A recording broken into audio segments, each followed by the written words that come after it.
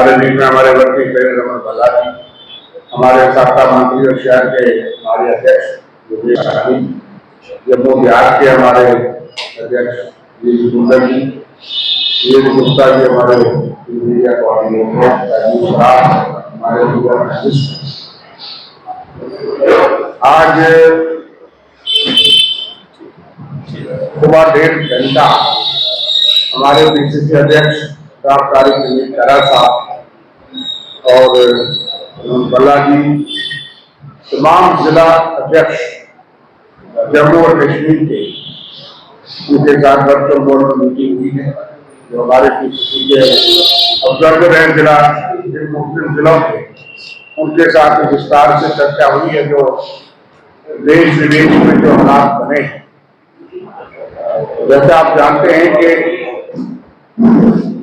America ने, Donald Trump ने एक तरफा एक डील का ऐलान किया और जिसको यूएस इंडिया ट्रेड डील कहा गया। उसका सबसे ज्यादा एडवर्स इम्पैक्ट 6 रियासतों में, जिसमें जम्मू कश्मीर सबसे ज्यादा प्रभावित होगा। यहाँ के किसान, यहाँ के फ्रूट ग्रोवर्स, हमारे ड्राई फ्रूट्स, उसके लाइफ और जितने सेक्टर्स हैं, उन पे गंभीर जो है वो असर पड़ने वाला है। और ये डील जो है एक तरफा ऐलान किया गया। पिछले कुछ अर्से से आप देखेंगे कि भारत के बारे में जो भी ऐलान होते हैं वो वाशिंगटन से होते हैं। अमेरिका और डोनाल्ड ट्रंप उनका ऐलान करते हैं, जैसे आपने देखा था ऑपरेशन सिंदूर के दौरान कि ऐलान सीजफायर का वाशिंगटन से हुआ। और अभी ये ट्रेड डील, इसका ऐलान वहां से होता है, जो कि हमारे हिंदुस्तान के किसानों को, फ्रूट ग्रोवर्स और बाकी जितने भी अलाइड सेक्टर्स हैं, उनका समझौता होगा। हम जो चीज भेजेंगे उस पर 25%, 18% टैक्स लगेगा, और जो अमेरिका यहां बेचेगा वो 0% और वो टैक्स पे बेचेगा। हाल ही में सोलर एनर्जी के बारे में उन्होंने, डोनाल्ड ट्रंप ने 125% से ज्यादा यहां वो टैक्स लगा दिया भारत।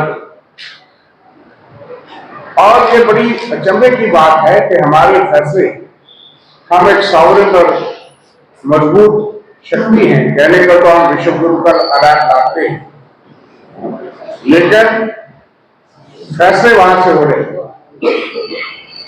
पंडित जवाहरलाल नेहरू ने जो नीतियां तय की थी, विदेश नीति, उसमें तमाम सरकारें और प्रधानमंत्री हमारी वो देश की नीतियां नहीं बदली। फिलिस्तीन को 1988 में हमने मान्यता दी। जिस तरह से वहां तबाही की, वहां पे धूल और मिट्टी कर दिया गया, हम खामोश हैं।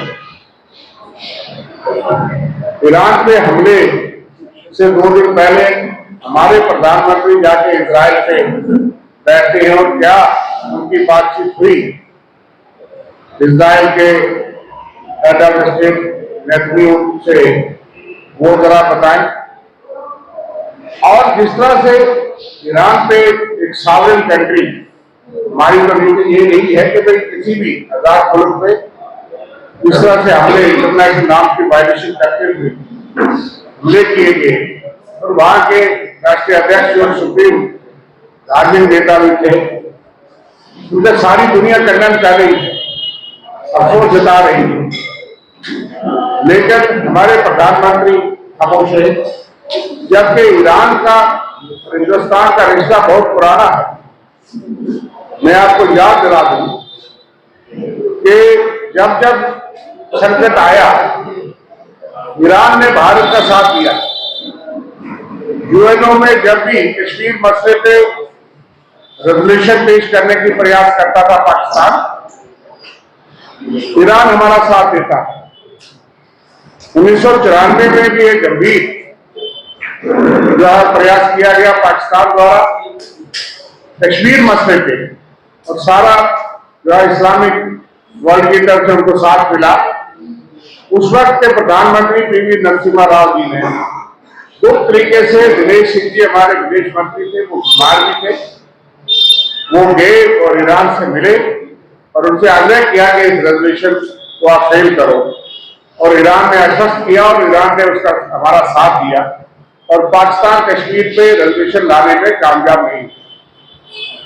जब जब आर्थिक संकट आया तो ईरान ने हमें सस्ता तेल भी दिया। ईरान ने यह भी कहा कि डॉलर पे नहीं, आप अपनी करेंसी में हमसे तेल ले सकते हो। और यहां तक कि 60,000 करोड़ रुपए का हम पेमेंट नहीं कर पाए थे, उन्होंने कहा कि आप बाद में दे देना, और हमें आर्थिक संकट से मुकाबला करने में ईरान ने हमेशा साथ दिया, गुस्से का इजहार किया है। हालात दूसरा के हैं, लेकिन आज की मीटिंग में ये फैसला हुआ कि 9 तारीख को हर जिला हेडक्वार्टर पे हम ये यूएस की जो ट्रॉफी की डील है, समझौता है, व्यापार समझौता, इसके विरोध में प्रदर्शन करेंगे। जम्मू में भी होगा, जम्मू अर्बन और रूरल मिलकर के जम्मू प्रॉपर में एक हमारा प्रदर्शन होगा। हर जिला हेडक्वार्टर पे प्रदर्शन होंगे और इस चीज के प्रदर्शन होंगे, रोष उठाया जाएगा कि जिस तरह से दादागिरी के जरिए पीर थोपी जाती है, दादागिरी के जरिए किसी हेड ऑफ स्टेट को मारा जाता है, दादागिरी के जरिए किसी हेड ऑफ कंट्री को उठा लिया जाता है, और दादागिरी से डरते हुए हम उसका जवाब या माकूल जो इंटरनेशनल नॉर्म्स है, डिप्लोमेसी है, उसके तहत हम जवाब नहीं दे पा रहे, हम खड़े नहीं हो पा रहे। ये विचित्र स्थिति हमारे देश के सामने, इस चीज के खिलाफ हमारा रोज प्रदर्शन होगा पुरअमन।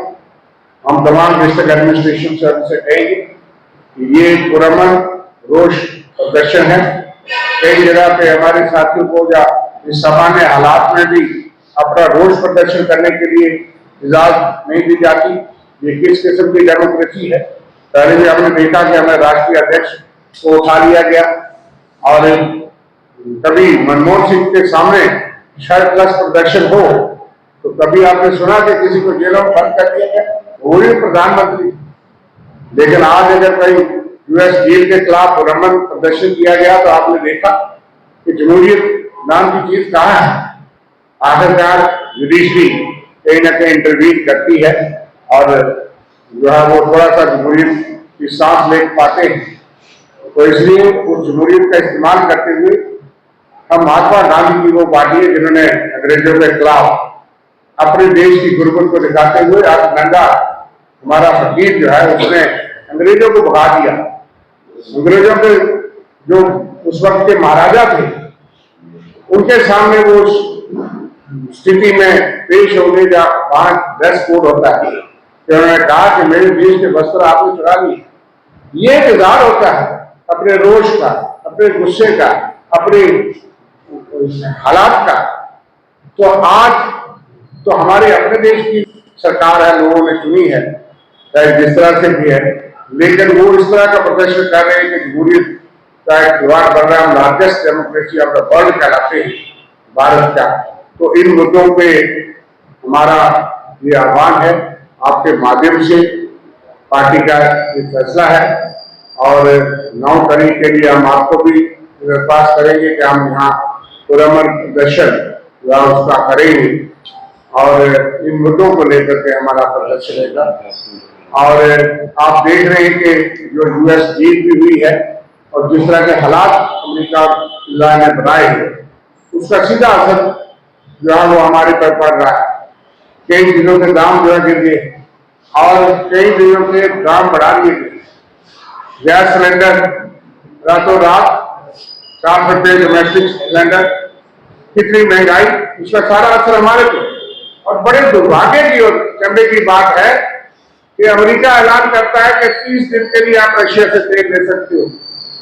अमेरिका आपको परमिशन देता है। आज अमेरिका किस तरह डिक्टेट करता है कि आप रशिया से सस्ता तेल ना खरीदो। आप किसी बाजार में जाते हो, आपको यहां से सस्ती चीज मिलती है, आप खरीद सकते हो अगर आप आजाद। लेकिन अगर कोई ऐसा लाला या दादा बाजार में बैठ जाए कि वो कहे कि मैं दूंगा आपको महंगा, लेकिन आपको खरीदना मेरे से ही है, आप किसी सस्ती दुकान से नहीं खरीद सकते। ये हालत हो गई है हमारे देश में। क्या आपने सुना है 70 साल के 71 साल की आजादी में ऐसा भारत का स्थिति? हमने कभी विदेशों से उनसे पूछ के अपने फैसले नहीं किए, लेकिन कल का ही आप देख लीजिए कि 30 दिन की राहत मिली आपको कि आप 30 दिन सिर्फ सस्ता थोड़ा सा तेल ले लीजिए रशिया से, उसके बाद उनसे महंगा ही खरीदना पड़ेगा। तो इस किस्म की मजबूरी, कंप्रोमाइज प्रधानमंत्री, उनकी मजबूरियां क्या है, देश से साझा करें या इस्तीफा दे दे, पद छोड़े। तो इन चीजों के खिलाफ हमारा भारी रोष है और नेशनल कांग्रेस पार्टी और तमाम लोग जो इस चीज को समझते हैं, मैं समझता हूं कि जनता को इस चीज का जो है वो आह्वान करना पड़ेगा कि हम अपने स्वाभिमान के साथ जो है कभी समझौता बर्दाश्त नहीं कर सकते।